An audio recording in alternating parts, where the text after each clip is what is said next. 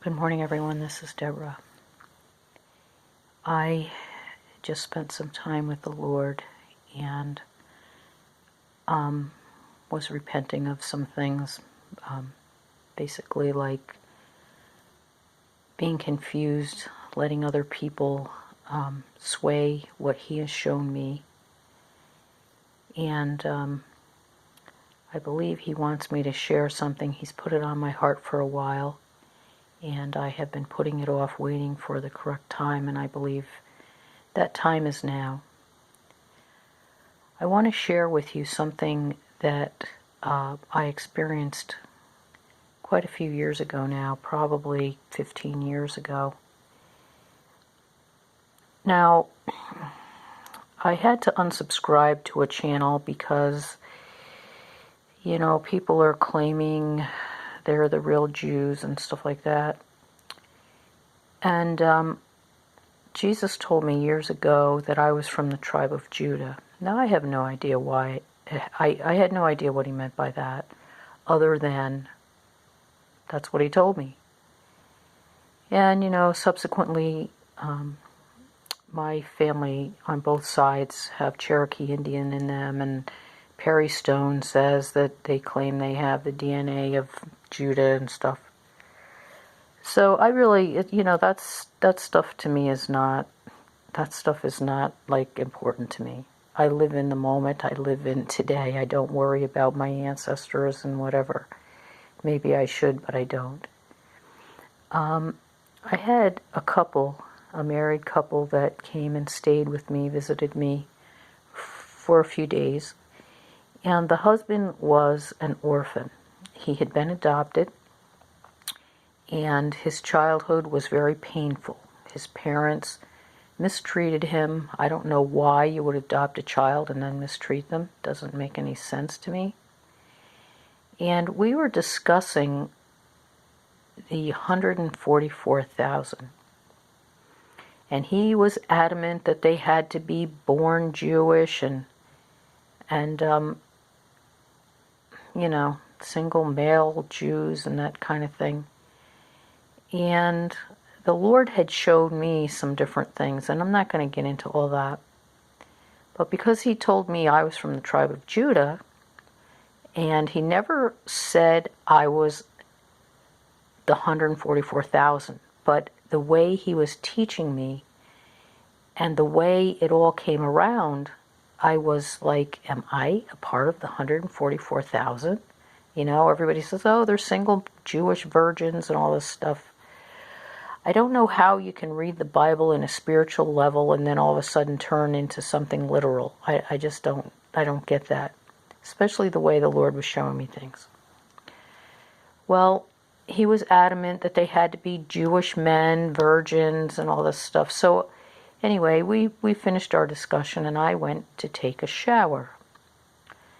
And Jesus began to speak to me, and He was, can't describe the way He was. He was very stern. Wasn't really stern, but He was definitely serious about what He was saying to me. And because I had just had this discussion with this man who had been injured his whole life as an orphan, and adopted orphan, but he never felt like a full child, Jesus began to speak to me, and He said to me, when I adopt a child, I do it correctly. Now, I can't tell you exactly the words He told me because it was years ago. He said, when I adopt a child, they have my blood running through their veins, and they are just as much my child as another one who was born in the same tribe. Let that sink into your minds, people. We are the children of Jesus Christ. Our Father and Him are one. He is our Father. If we have accepted His sacrifice on the cross, we are His children. His blood runs through our veins as much and as full as anyone who was born in the literal tribe of Judah. Okay? So I just wanted to share that, and I want to read what the Lord gave me this morning after much prayer and intercession and groaning and repenting for doubt of the things that He has shown me. And this is what He gave me, and this is so appropriate for right now. Zechariah 10.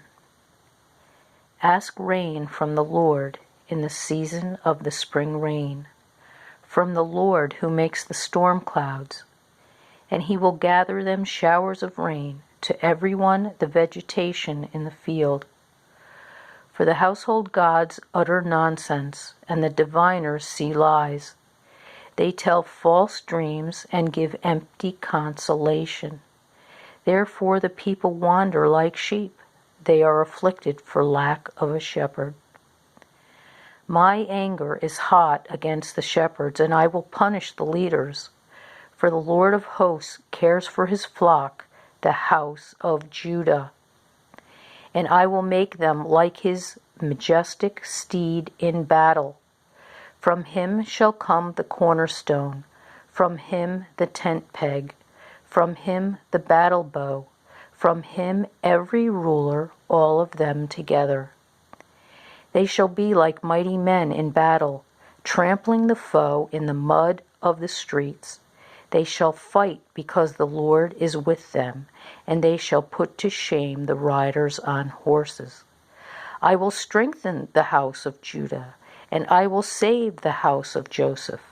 I will bring them back because I have compassion on them, and they shall be as though I had not rejected them. For I am the Lord their God, and I will answer them. Then Ephraim shall become like a mighty warrior, and their hearts shall be glad as with wine. Their children shall see it and be glad. Their hearts shall rejoice in the Lord. I will whistle for them and gather them in, for I have redeemed them. And they shall be as many as they were before. Though I scattered them among the nations, yet in far countries they shall remember me. And with their children they shall live and return. I will bring them home from the land of Egypt, and gather them from Assyria. And I will bring them to the land of Gilead and to Lebanon, till there is no room for them.